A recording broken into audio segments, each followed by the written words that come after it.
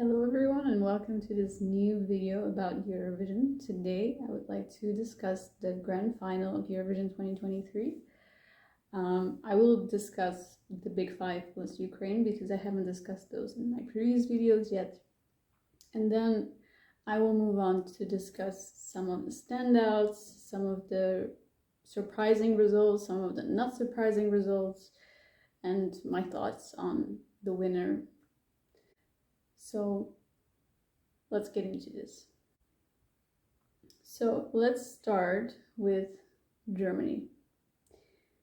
You know, when I watched their performance at Eurovision, I really thought that the public would eat this up. And I really thought the public would massively vote for this.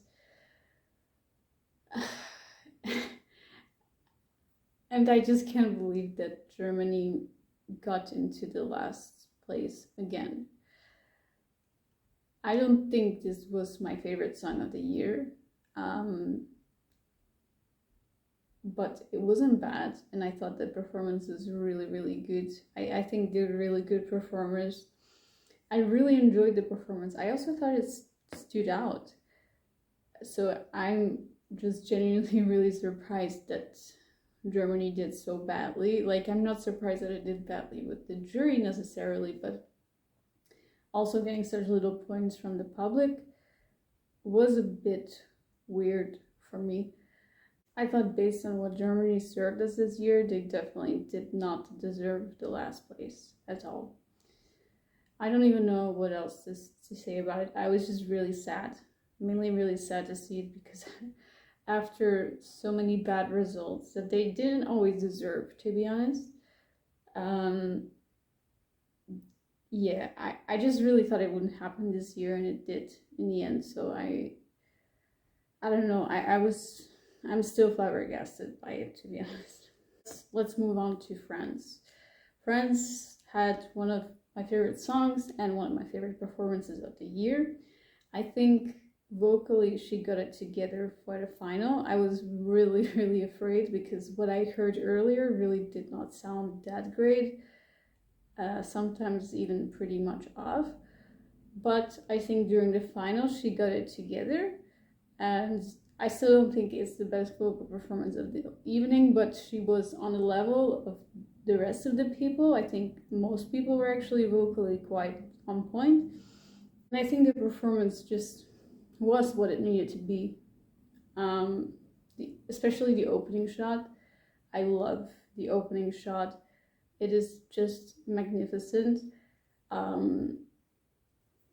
You know, I do wish, just like many other people, that she was able to move a little bit more, because I just love watching her in the music video, like shaking her shoulders. I think she does it in such a classy way. I would have loved to see it a bit more, but I understand that if she did it in here, she would have fell down, and you know, no one wants to see that, obviously. I do really believe that the running order matters a lot, and she literally came before all of the favorites, before Loreen, before Finland came on. I wonder if she would have done better, if she would have been later on in the show. I really thought that we would see France doing better this year. I thought top 10 was a possibility, and she wasn't even very close to that in the end, so it's too bad. It's too bad, but I think they can be very proud of what they put on. I think it looked great. I think she sounded good. I think it's a good song. So it's one of these performances that I always enjoy watching, and that I will probably enjoy watching for the years to be still. So well done to France. Despite the result, I think it's a performance to be proud of. Let's go to Spain. 5 points from the televote. I think this was perhaps the biggest shock of the year, even for me. And, you know, I am one of those Eurovision fans that is not a big fan of Spain this year. But even I expected it to do a bit better than this. You know, in terms of the vocals, there is nothing to say about that. That's perfection. In terms of the performance, it was great. In terms of the styling, it was good. So why did it get 5 points? You know, there's been huge discussions going on online. And really the answer here is the song. You know, it's not a bad song at all. You know, I can hear that this is quality.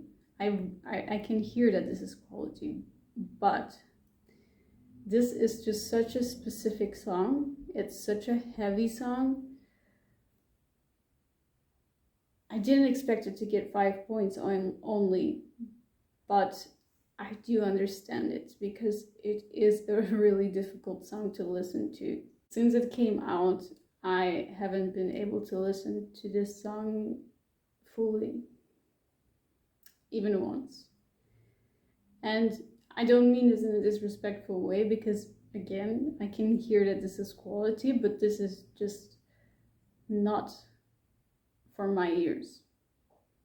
And I think we as Eurovision fans really overestimated the potential of this song with the general public. A lot of people have also said that they expected the jury to give Spain more.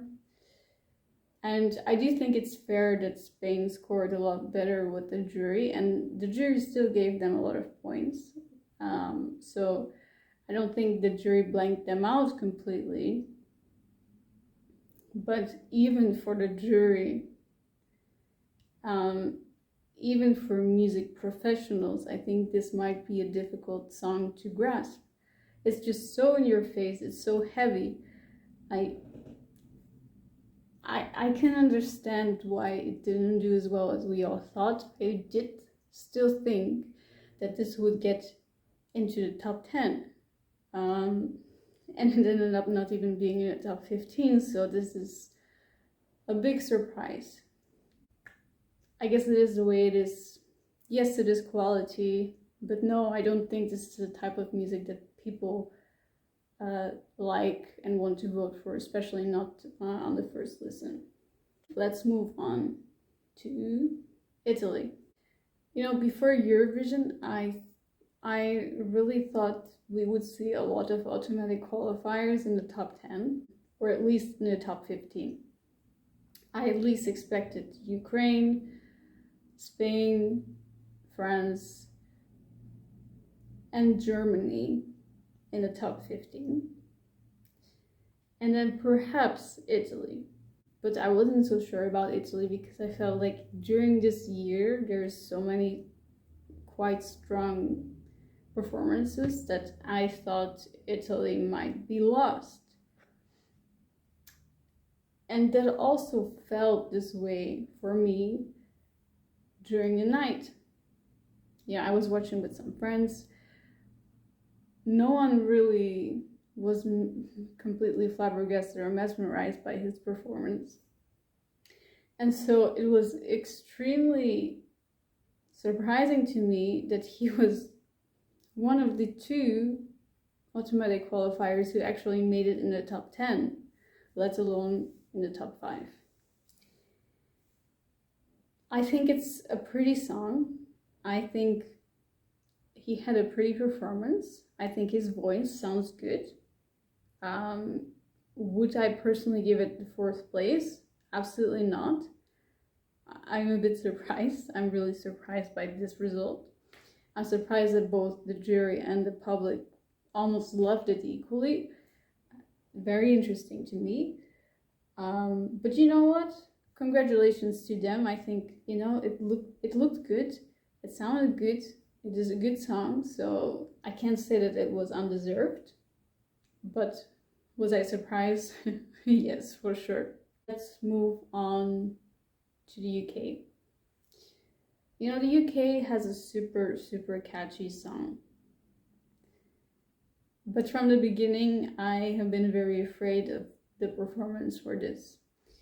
And I think in this case, the staging wasn't the issue. I think the staging was really, really well done. I think it looked really great. I think her styling was also nice. I quite liked it. But the voice, I honestly don't understand why they didn't use more backing vocals, especially during the chorus, because, you know, even the verses, it was okay. But during the chorus, when everything just needs to be strong, like, it was so weak that the entire song and performance was brought down by just that. And it's just sad because, again, staging was super cool. I think I liked her outfit, and she's fun, but the voice needed to be on point, especially since it's not that difficult of a song to sing. It's quite easy. So I think there would have been so much more room for improvement, and just some backing vocalists during the chorus would have helped it big time already. And I don't understand why they didn't bring that. I think, unfortunately, the UK was the weakest in terms of vocals during this final. And that was sad to see because I love the song. I like May. I wish it sounded better, and I wish it did better, because I think in terms of the song it really deserved to do it. I do think the performance, especially the last part, like when it goes into the bridge, I love the staging in there. I think that looked just really, really powerful. So yeah, that's something that I wanted to say here. And I'm not surprised at all by the result. In fact, I thought it would have been the last place instead of Germany. Again, I'm sad for it because it's a good song, and I don't want the UK to be in the bottom all the time, just like Germany. I think they deserve better, but I do understand it when it comes to the UK. So, you know, super well done in terms of the song and in terms of the staging, but unfortunately it didn't come together for me, and it just wasn't on the same level as the rest of the performances during the evening. Let's talk about the last country, which is Ukraine. You know, we all know that Ukraine is a Eurovision powerhouse. They just know how to do it. I do think that this is one of my least favorite Ukrainian entries, and that mainly has to do with the song. Every single time when I listen to this song, I like the beginning, I like the verses, but whenever it comes to the chorus, it just loses me completely. I feel like the chorus just lacks some power. I just don't like the chorus, unfortunately. But you know, we all know that Ukraine knows how to stage a show at Eurovision, so they did, and they did it great. I think vocally he also wasn't the strongest. I've heard him sing it better, but still not terrible. Personally, he's not in my top 10, but I can see where the top 10 comes from in this case. So yeah, well done to Ukraine too. So now we've discussed all of the countries. If you want to see me discussing the other countries, you can watch my semi-final 1 and semi-final 2 video that I recorded during the past 2 weeks. So now, you know, I kind of wanted to talk about the standouts during the final. Because usually during the final there's a few standouts in a negative way and in a positive way. But I think generally this year the overall quality in the final was super stable, that I can barely see any big standouts or letdowns in that sense. Surprisingly, the only two that I see were the opener and the closer, which is Austria and the UK. Both for different reasons. I think the Austrian performance just needed different staging. It just really looked chaotic, and it just didn't come together, and I don't think it was a very powerful opening. And I don't think the performance, unfortunately, was, you know,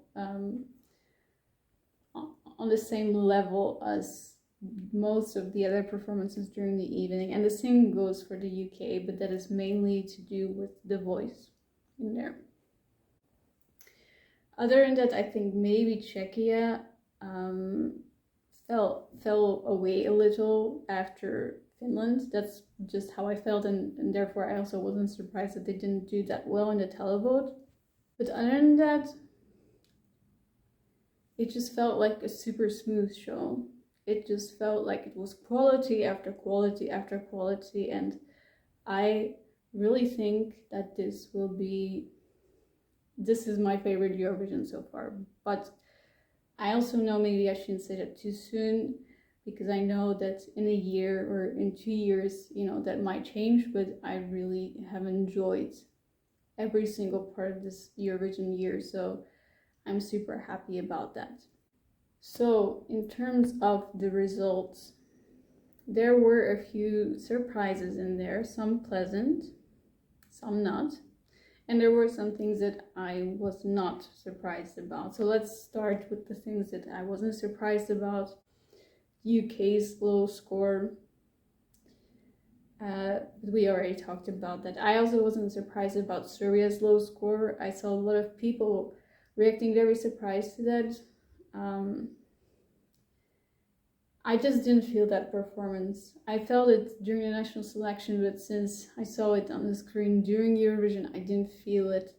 I didn't feel the same power, and since he was on so early, I just expected him to be at the bottom, unfortunately, because I think the song is great, he's great. I didn't want to see him at the bottom, but I'm not surprised that he was.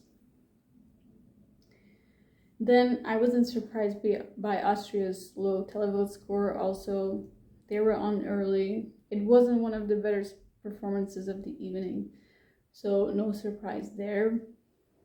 Same for Czechia, underperforming with the televote. I think that's sad, but I think after Finland, it was tough to perform after Finland, and I think it didn't have the same power as Finland had. I loved it. Don't get me wrong, I love it more than I love Finland, but I think in terms of performance, it really didn't have the same power as Finland had, so it kind of fell away in there. And Australia, I also wasn't surprised it underperformed, because with the televote at least, because Australia always underperforms with the televote somehow. And then what also was not a surprise was the winner. And I know that there's a whole controversy around it, because the jury decided the winner, and the real winner was like Finland.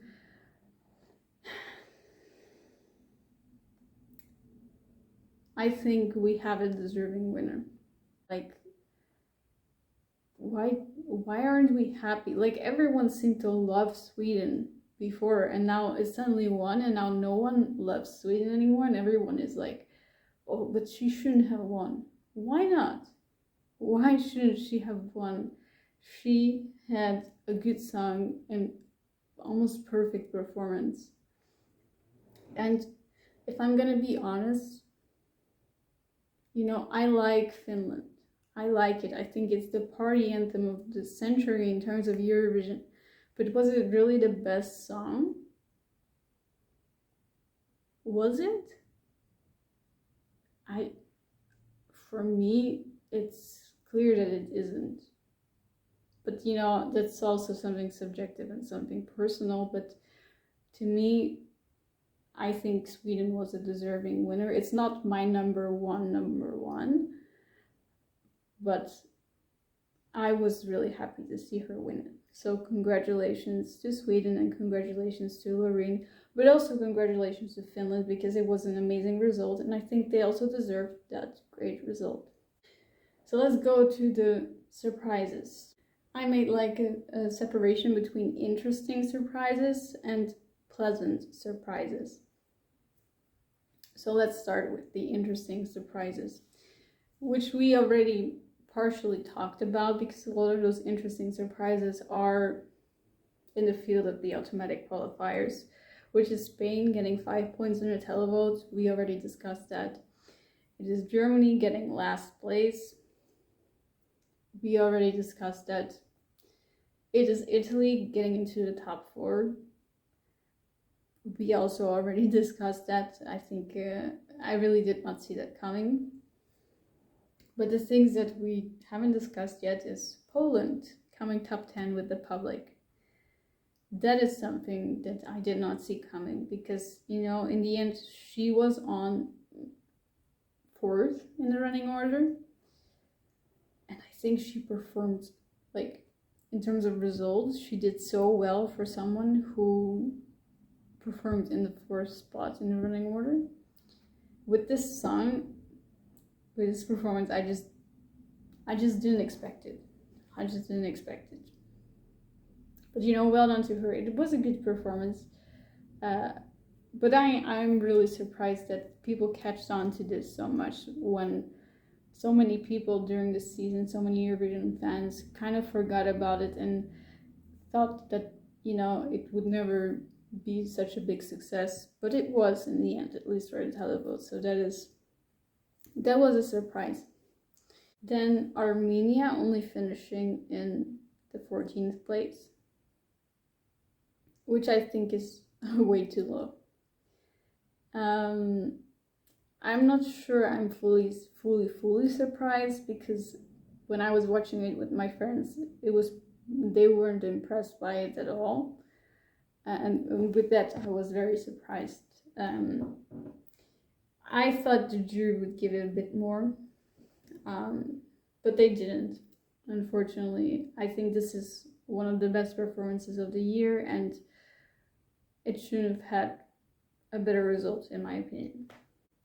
And then another interesting surprise for me was that Cyprus actually ended up doing really well, even though I expected neither the televote nor the jury to go for it, but the jury and the televote actually seemed to feel the same way about Cyprus. In this case, they both gave them quite some points, so it's interesting. I really didn't expect it because for me Cyprus is one of the more forgettable ones, but apparently people liked it and the jury liked it, so I guess well done to Cyprus. Then there were also a few pleasant surprises. First of all, the fact that Israel was in the top 3, I think it was totally deserved. No question about that. The performance was top notch. I was just surprised that the jury went for it, to be honest. But it was a nice surprise. I love to see it because I think the performance was perfection. I was also pleasantly surprised with Austria being appreciated by the jury. I think this probably was mainly to do with the quality of the song and the quality of the lyrics. So I think it is I think they deserve to be recognized by the jury, but I just didn't think it would happen. But I'm very happy that it did. Then I am pleasantly surprised that both Czechia and Australia were saved by the jury, but especially Czechia, because I thought Czechia would be somewhere at the bottom with the jury. But I'm pleasantly surprised and happy for them that the jury actually recognized their song and that they managed to get into the top 10 because of that. So, well done to them. And same goes for Australia. I didn't expect them to do this well with the jury, and I'm very happy for them because I like the song. Then there's 2 more surprises for me. It's Norway being top 3 in the televote. I expected her to do well, but I was still pretty shocked by the amount of points that she received. Again, I think it's deserved. I love the song. I like the performance, but I was still a little surprised by the amount of points, but pleasantly surprised, as we say. And then the last pleasant surprise was Estonia being in the top 10. That I just really didn't see coming. I understood that the jury would appreciate it, but that it actually would end up in the top 10, that was a very, very pleasant surprise for me because, as you guys may know, I love Estonia's performance, so it was really nice to see. So those were my standouts. Those were my surprises and non-surprises during the final. If you like this video, then give it a thumbs up, comment below if you have any thoughts, and make sure that if you're interested to subscribe. My next video will be the last video on Eurovision 2023, the last of the series of 4. And in the last video, I will share my official top 37 of the year based on the song and based on the performance. So be sure to tune in for that, and see you then.